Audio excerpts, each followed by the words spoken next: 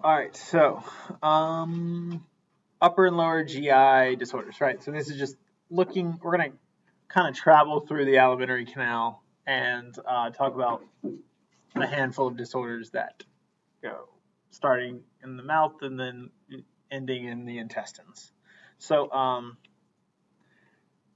right, so your gastrointestinal system really good for moving food through the it's technically outside of your body, but through the alimentary canal, digesting it, breaking it down into its component parts, and then secreting things like enzymes and acids to do that while absorbing those component parts as nutrition.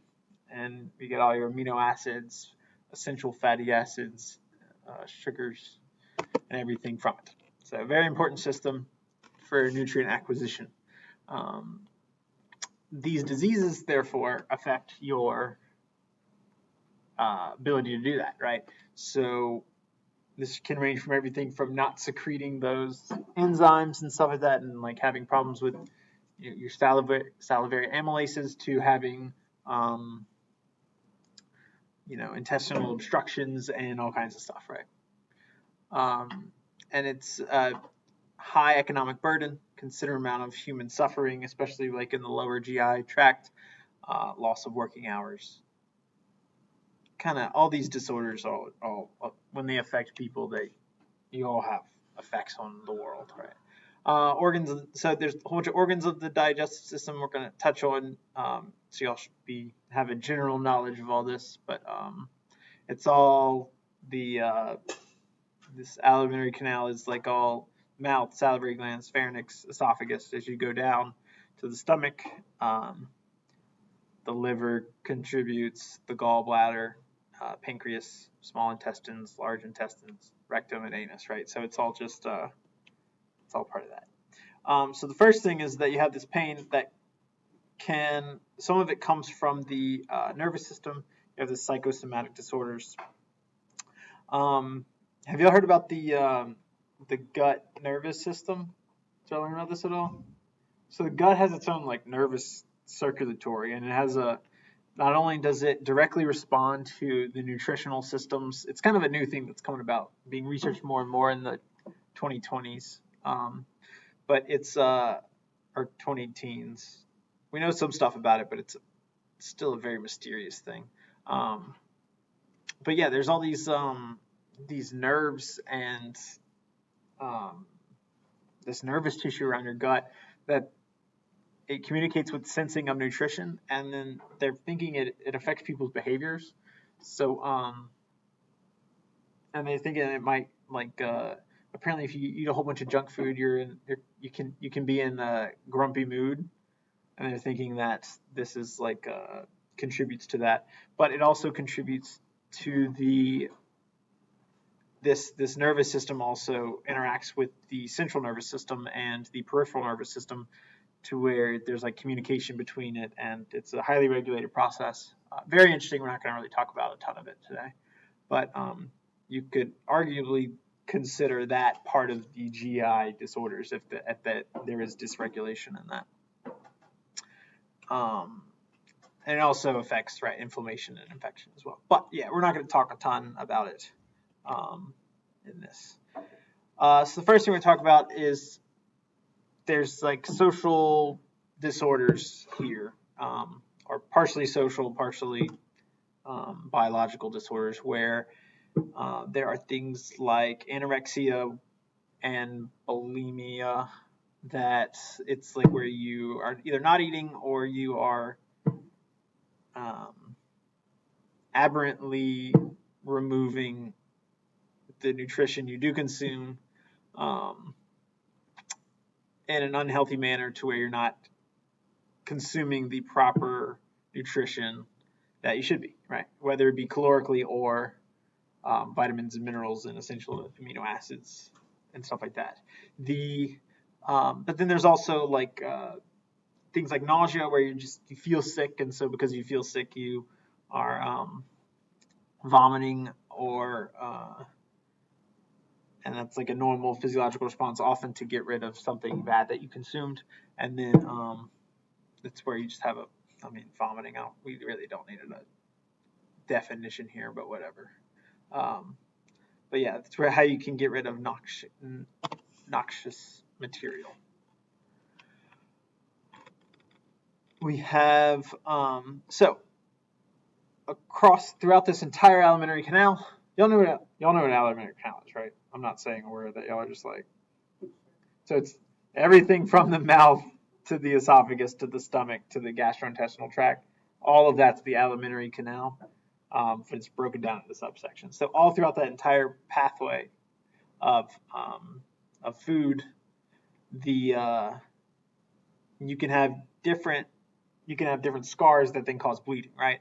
And so where that bleeding occurs will kind of present itself in different ways. The first being if it's above the stomach, what happens is that blood will then leak into your stomach. It's not really supposed to be there, and so sometimes you'll throw it up pretty quickly, and it'll still look like blood, and it'll like you're throwing up blood. It's really bad. Now, if it's in the stomach, it'll get metabolized a little bit, right? Because your blood is made mostly. It's a lot of proteins, a lot of hemoglobin, a lot of the plasma has proteins in it, right? To where those proteins will be digested just like proteins do in the stomach with the high amounts of HCl and the digestive enzymes like pepsinogen and stuff like that. You'll digest the blood that's there, and it'll get metabolized into this like coffee ground looking pellet stuff, and then you'll throw up these like coffee ground looking stuff, and it's because it was just partially digested. So that's if you have an injury in the stomach. So it's metabolized a little bit. If it's with the intestines, we can have it's like a similar type of two things, right? Where you can just have blood mixing in with the stools, and then you're excreting bloody feces. Or you can have it can turn really dark because of various, again, mostly that the heme group gets metabolized and it makes things really, really dark. Long story short. Have we talked about bruising in this lecture series, in this class? Oh yeah, we talked about it with the yellow skin, jaundice, yeah. So yeah, that pathway also exists in your intestines, and that's what actually makes feces the color it is. Whatever though. And so just wherever blood, you can bleed throughout this entire alimentary canal, and it might get metabolized and change from just a typical just red blood looking problem, and so you can have some weird stuff happen from that. So we're going to start at the very top of the gastrointestinal tract, and it's just problems with the mouth, right? So the first problem is this Sjögren's syndrome, where you just have a dry mouth. You're not secreting saliva to an appreciable manner. And it can affect your swallowing ability, where you have dysphagia and things aren't just coated with, you have difficulty swallowing. There's also achalasia, I don't know, whatever that word is. And it's failure of the smooth muscle to relax, and so everything tenses up, and so again, you can't swallow. You need that smooth muscle to contract to force things down your esophagus. And then you also have gastroesophageal reflux disease, GERD, and we'll talk about that, I think, in a few slides, so more so. And then we'll also talk about ulcers later on. So with the problem of the esophagus, so the reason why that's on this slide, I guess, is because of gastroesophageal reflux is where the stomach acid goes back up through that esophageal tube, and then it refluxes through the tube, and then it can come back into your mouth, and so it's kind of still up and it's certainly still up in the upper gastrointestinal problems. So with that, so we also have dysphagia of the esophagus, We have difficult swallowing, lack of coordination between the contraction and relaxing. You can have things freeze up. It just doesn't function normally. And it can result in choking, coughing, gagging, reflux of food or acid, and heartburn. We talked about that. We're going to talk about this next slide, the esophageal diverticulum. And we'll talk about that next slide, and we'll talk about GERD in a little bit. There's also cancers of the esophagus. There's adenocarcinomas and squamous cell carcinomas. So with these diverticulums, it's where you have this like little pouching of the esophagus. And so what will happen is that food will come in here and it'll actually go into that pouch, and it'll retain food in that wall, mostly because of weakness in the muscle or motility problems. And so what'll happen is this will get metabolized by oftentimes like microbes growing in that little pouch, not because there's no absorption material there. And so it'll result in like belching, coughing, foul smelling breath. There's a lot of problems with these. And these are to not be confused with things later. We're going to be talking about the same concept, but in the intestines. And same word though, so it's like it's just whether or not it's in the esophagus or the intestines, how you distinguish between the two. But I think there might be a test question on that if I remember correctly, but I need to relook. Yeah, and so you can come in with these surgeries, just cut it off, reseal that, and then fix those issues. We also have gastroesophageal reflux disease. So this is a really good picture of it, however disturbing it might look. So what's happening is that your stomach releases a whole bunch of acids. Also, if you like, a lot of people drink water with their meals, right? To where, or some type of liquid. And so have a whole bunch of liquid in your stomach.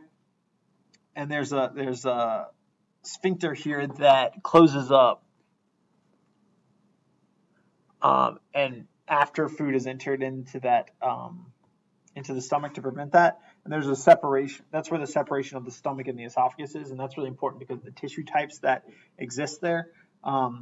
Right. You need your tissue in your stomach to be resistant to acid, right? While in the esophagus, you don't really need that.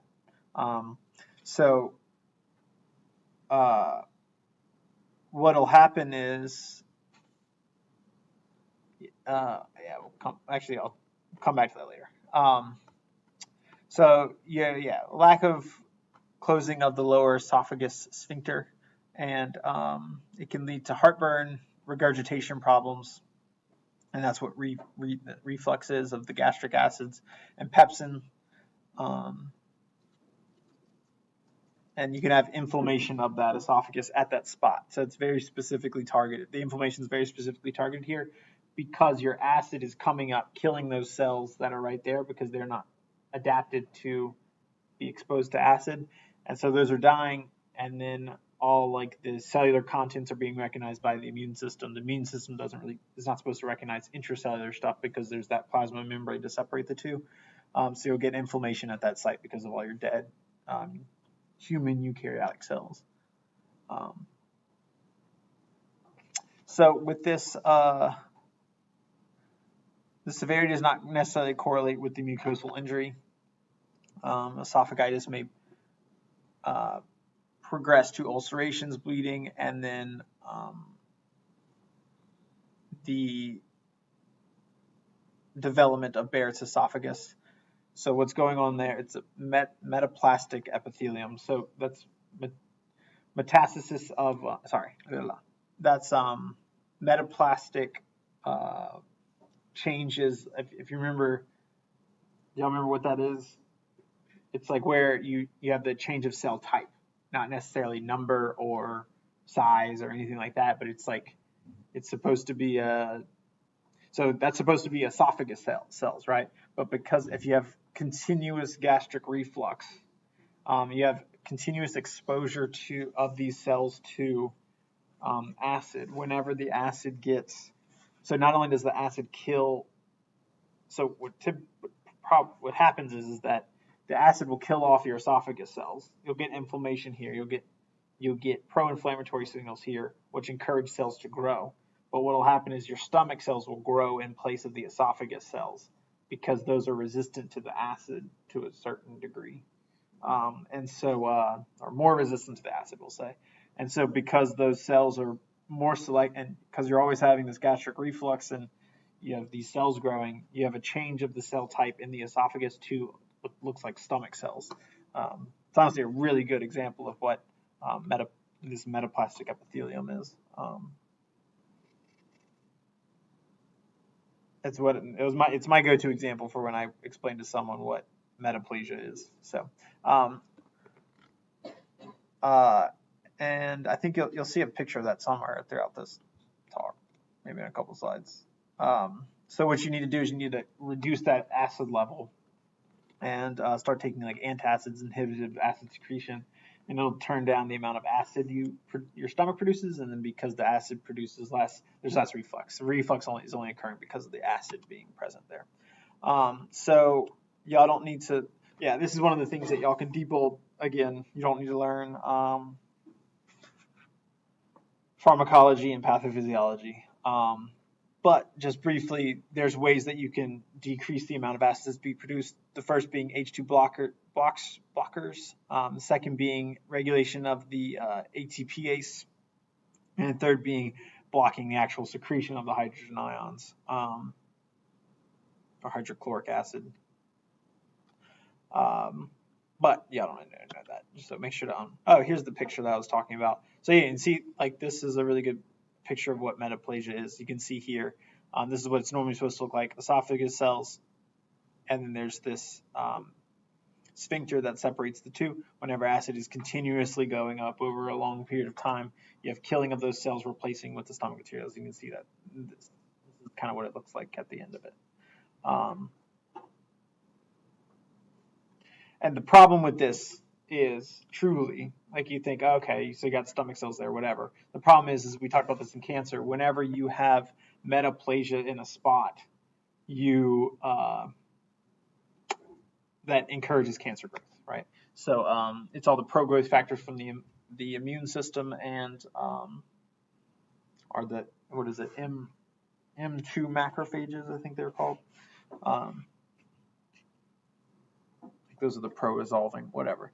So you can have cancers that develop here from this Barrett's esophagus. What? It doesn't like GERD.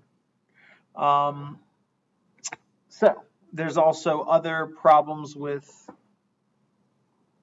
the stomach, right, where we have hemostasis.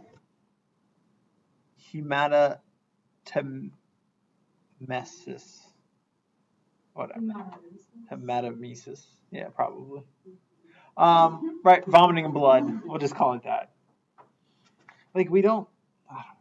This is my problem with like healthcare. You don't need a term that's just vomiting of blood. You just made up a word. You call it vomiting of blood. Now, I guess there's different types of vomiting of blood technically, to where it's probably useful, but.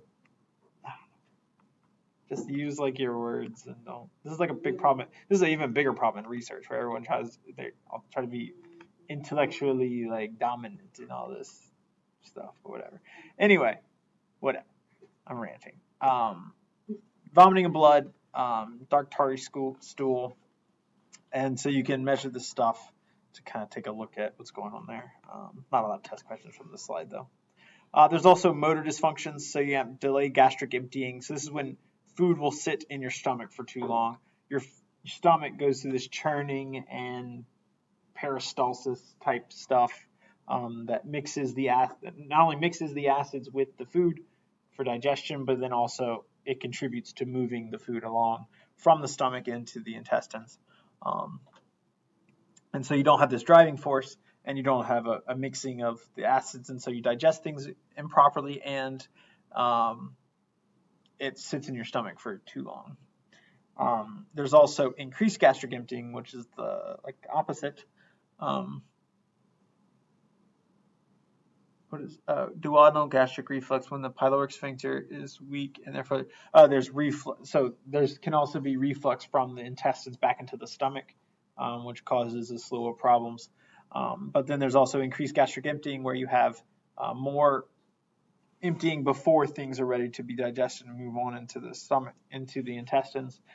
Because right after that stomach, as far as pH, do y'all know like what happens after the contents empty from the stomach into the intestines? Yeah, it becomes more basic. This bicarbonate system actually gets utilized here. There's a crap ton of bicarbonate at your released from, I think it's your gallbladder, but regardless, it gets released into the small intestines, and so all these bicarbonate ions, right? The bicarbonate ion will mix with all the hydrogen from the stomach acid, and then it'll create this carbonic acid that will then shift the equilibrium to carbon dioxide, and that's one of the reasons why people like burp when they eat. It's because of a buildup of that gas right there. That and some other things contribute to that. But so when you have increased gastric emptying, you have neutralization of that acid before all the proteins are fully denatured and stuff like that, and you can have digestion problems from this as well. So there's decreased fundic compliance and loss of pyloric resistance failure for duodenal feedback.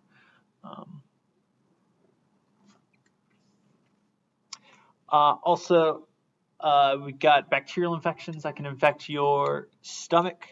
The most notable being this Helicobacter pylori bacteria, which was what is the causative agent of stomach ulcers. A lot of the world's population is infected by this bacteria and produces enzymes that interfere with local protection of gastric mucosa. So effectively what this does is it gains access to your tissues, but you're supposed to have this mucus layer on top of your stomach, and so the acid actually goes to, because this bacteria is there, the acid will actually interact with cells that are supposed to be relatively protected from the acid, and because of that, it'll burn a hole through your stomach, and that's what causes the ulcer. So the easiest way to prevent this or treat it is with antibiotics. Obviously, pretty much any time we ever have a bacteria in this course, we always say just take antibiotics, and that'll solve the issue most of the time. Gastritis, right? Inflammation of the stomach, the gastric mucosa. This can be caused by many things. It can be acute or chronic. Usually transient healing occurs within a few days. This can be caused by NSAIDs, alcohol, stress. It's really anything that like causes I don't know, it's kind of obvious. Anything that causes problems with the exposure of the acid to the tissues, and then it can cause inflammation because of all the necrotic material there. There's also chronic versions of this where you have absence of visible erosion and inflammatory process, but you have atrophy of the gland, the glandular epithelium. Changes can become dysplastic and may transform into a carcinoma.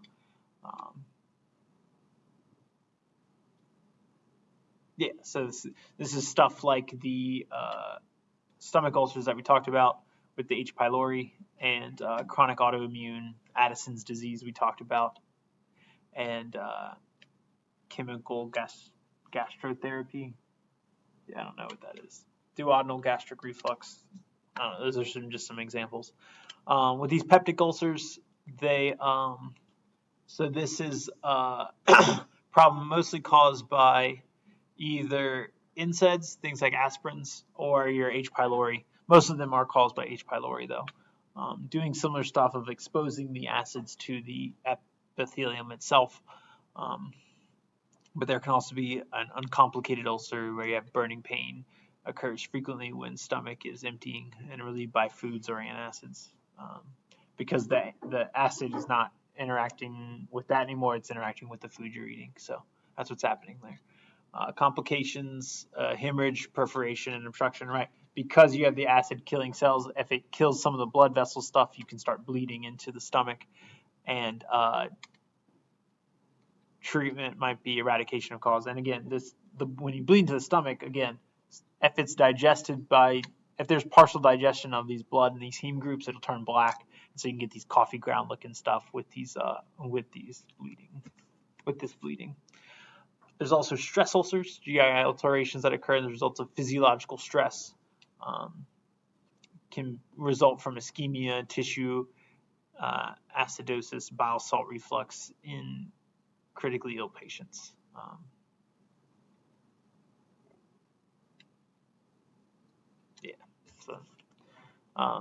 Probably not going to be that many questions on that. All right, so moving along, so those are stomach issues. We then move along. The next thing is your small intestines and your large intestines, right? So your small intestines, they have more of a propensity to do this right here. In that it's intestinal obstruction. So what can occur is that there's just a mechanical blockage of the movement of digested food throughout the gastrointestinal tract. And this can be things like the intestine folding in on itself, and so it's kind of pinching in. The intestine folding in on itself and it's pinching in, causing that blockage, or it can be twisting around itself and stuff like this. So what needs to happen is that you need to come in and fix these things, because they can be absolutely detrimental, like life-threatening, because you're not able to move your nutrients through the canal. Right. Now, when you do have this blockage, though, there's a whole bunch of things that kind of occur with it. You have pain that occurs, loud noises that happen, digestion, high-pitched peristalsis, or peristaltic rushes, and awareness of intestinal movement. A lot of times you just move stuff and you don't really feel it, but like when it like hurts or when you really feel it, that's problematic. It's also paralytic versions of this, to where if your smooth muscle that causes all that peristalsis and moves stuff through the intestines, if those are paralyzed, you obviously can't move stuff. And you have, I think we talked about this with the brain disorders, right? Where if you don't have the proper innervation of stuff, you can you get like digestive problems. And because you have this blockage and things can't move, you have all these stuff results, right? You have gas accumulates because of either microbial digestion of food, because you're not absorbing it in the intestines. The intestines have a really controlled order of absorption of stuff. We're not going to go into it, but like you absorb your sugars differently than your proteins, for example, and at different times and at different places throughout the digestive tract.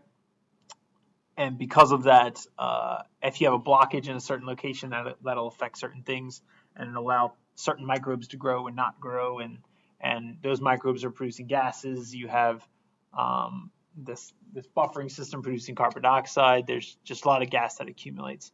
Obviously, you can have vomiting as well, because your stomach is like full. It's trying to move on, but it's not. It's like sitting there, and so you have regulation to try to just empty your stomach, and so you'll empty it through the mouth instead. And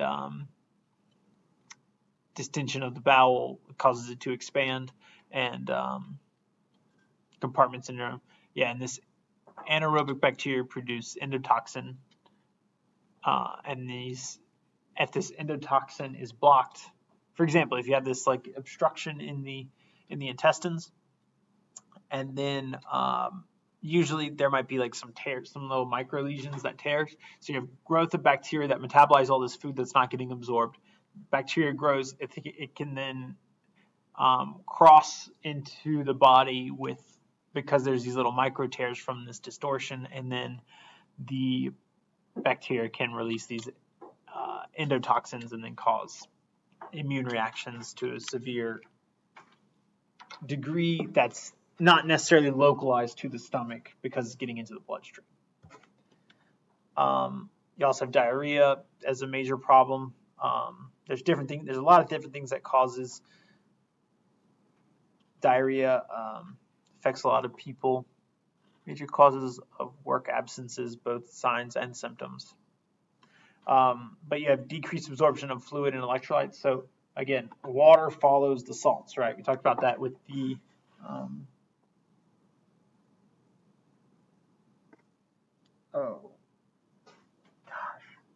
blanking on all these terms today.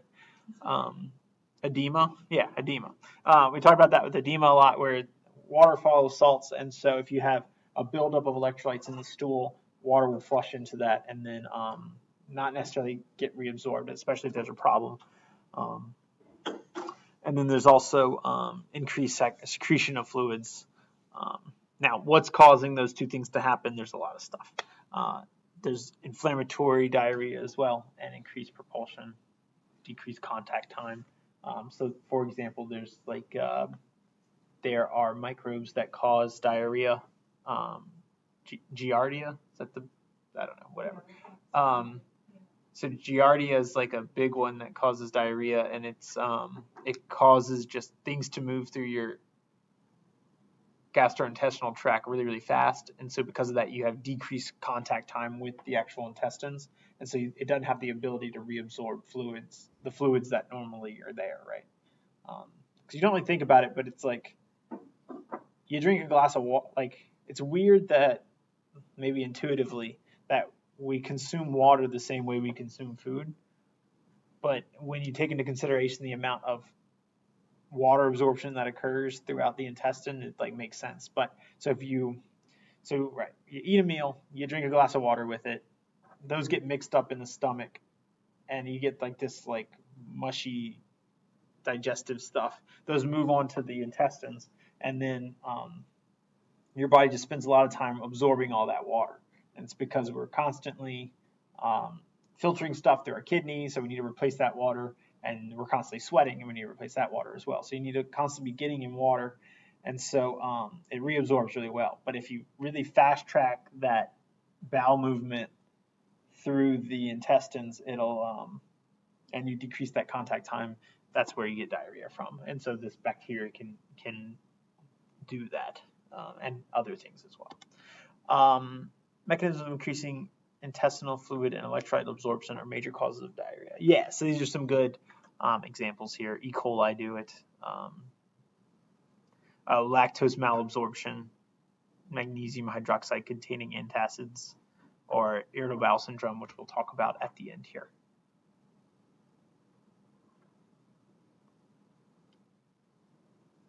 Yeah, and then there's they do it in different ways.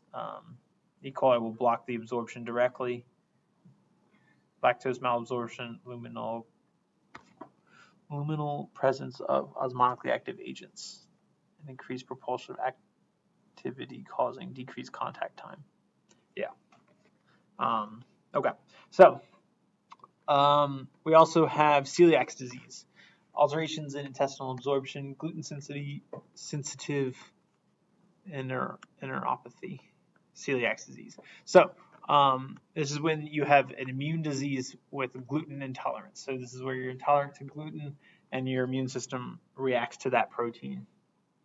It can occur in infants, causing diarrhea, abdominal distension, and malnutrition, or older children, causing short stature, dental enamel defects, and constipation, or diarrhea and abdominal pain and discomfort in adults. So the last thing we're kind of talk about, I guess, in this whole class is irritable bowel syndrome. That is where you have a persistent reoccurring symptoms of abdominal pain, altered bowel function, and flatulence, bloating, constipation, and diarrhea, nausea, or anorexia. There's an issue with irritable bowel syndrome insofar as there's two main examples of it, but people kind of just throw everything under the umbrella of irritable bowel syndrome if you just feel discomfort in the intestines. So it's not as like scientifically diagnosable as you might think because it has a lot to do with pain. But we'll talk about two examples that are pretty well established in Crohn's disease and ulcerative colitis. So on the next slide, but it's diagnosed based off of 3-month symptoms of discomfort relieved by defecation, etc. Believed to result from dysregulation of the intestinal motor sensory functions modulated throughout the central nervous system, often responsive to physiological or psychological stress. Treatment focuses on methods of stress management, which can be problematic in some areas. Now, with so we got two main irritable bowel syndrome or categories that are underneath the irritable bowel syndrome.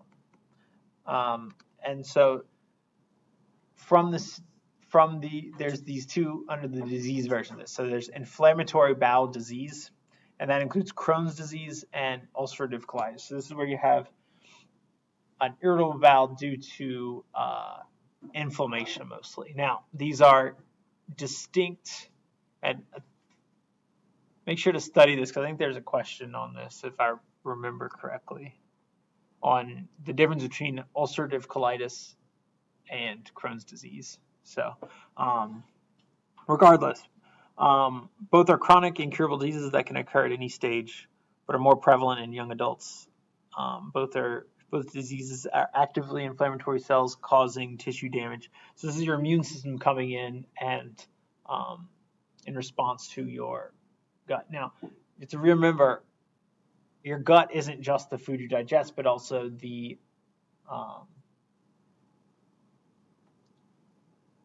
bacteria that are present in the gut as well that are constantly replicating because of the constant exposure to nutrient availability. So you have to realize that most of your immune system is in the two spots that interact with the outside world, and that is the lungs and the gastrointestinal tract. And most of the gastrointestinal tract, because the esophagus is kind of so ephemeral, and the stomach is already acidic to where it's going to kill a lot. Most of the immune system localizes to the colon of the intestine of the gastrointestinal tract, because that's where a lot of the bacteria might leak out and get into the body. So your body sets up a wall there. So with that being said, if your immune system is interacting with these bacteria, they release a whole bunch of pro-inflammatory cytokines like the immune system does, and that's what causes these inflammatory cells to cause damage here, because the cells are just trying to kill bad stuff, but if it has effects on the tissue at large, it's going to be problematic.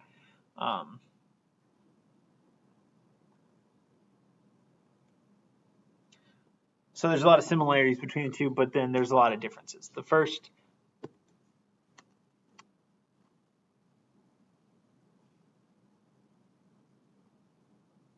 the etiology of Crohn's disease or ulcerative colitis is unclear. Yeah, it needs a lot of studying still, but possibly caused by an autoimmune disorder. People also try to look at like bacterial replacement stool transplants, and trying to look at what's going on with the microbiome of the intestines to contribute to these diseases as well.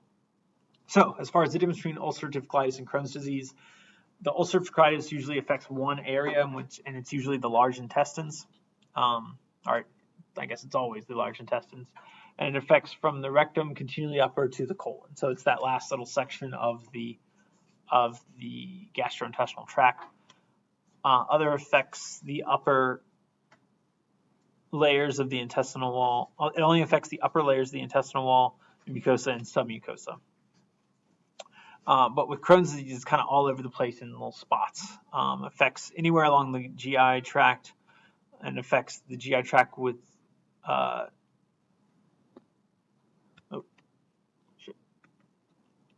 skip lesions, healthy tissues interrupted by areas of diseased tissues, and affects the whole thickness of the intestinal wall, transmural. So that's the transmural one. And like I said, it does this cobblestoning seen on examination of the colon. We got these like little bump looking things, and then does not characteristically predispose to cancers. And this, ulcerative colitis predisposes to colon cancer, no fistula or fistula formation. This has fistulas. So just make sure to be able to compare and contrast what's going on with ulcerative colitis and Crohn's disease, knowing that they're both caused by inflammation in the intestines, but they have distinct characteristics among them. We also have this intestinal diverticular disease. This is where you have diverticulitis in the intestines. So it's similar to what's going on with the esophagus, just a different spot along the tubing. Diverticular is protruding. So this is where you have diverticular protruding through the GI tract. Most common site of the colon is the colon. Diverticulitis occurs with inflammation and bacterial release into the wall. So just like before, though, you have accumulation of nutrients in the same spot, and you can have the same kind of gas being produced and build up, especially bacterial growth can occur here. Almost non-existent in African countries. They lack on the fiber diet, physical activity, and poor bowel habits contribute to the development of these diseases. Sorry, it's supposed to be lack of. So I messed up, didn't I?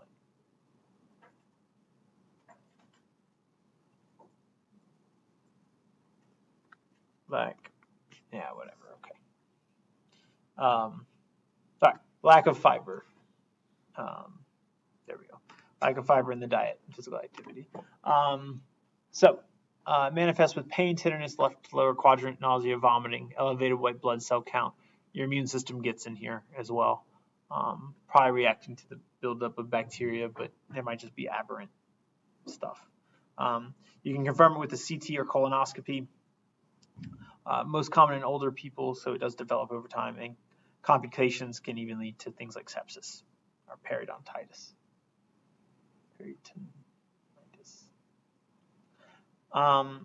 We also have inflammation of the appendix. The appendix becomes inflamed, swollen, gangrenous, abrupt onset, epigastric or periumbilical pain. It's pain right here. Bottom right side of your body, which is the left if you're looking at a patient, right? As inflammation extends, pain localizes in the lower right quadrant. So it's pain there. I'm really scared of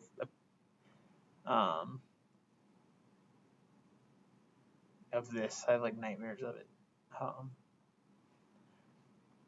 Anyway, so there's also constipation where you just can't move, having fewer than 3 bowel movements in a week. Now that changes. That can kind of change. This is in a normal, healthy person.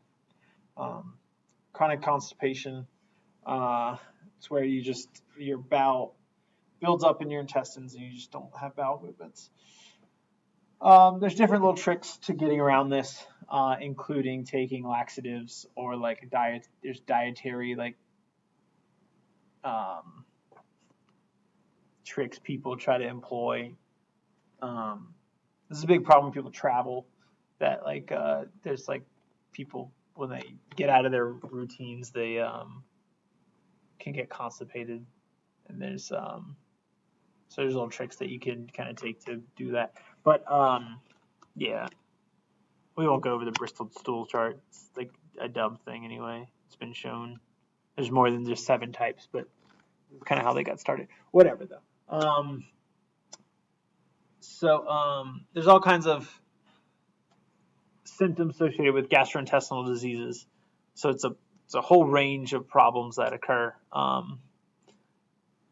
And this kind of just lists them out, these 2 charts. But other than that, so just make sure when you're studying to just kind of track along where things are occurring and what some of the symptoms are throughout that gastrointestinal, just starting from the start to the finish of the alimentary canal. But other than that, I think that's going to be all the lectures for not only this test, but also the final. I will get y'all practice tests for this test and the final, and then I'll post that last little PowerPoint. Do y'all want to go? Not sorry, I don't really have time. You don't want to do like a lecture on the final PowerPoint. It's not really going to add anything. Yeah, I guess y'all could just do that. Oh no, we wouldn't do this today. We'd do this next week, and I'd post it online. I guess, so I don't know, but I don't know if I have time for that. So I don't know if I should even be offering this. Regardless, we'll get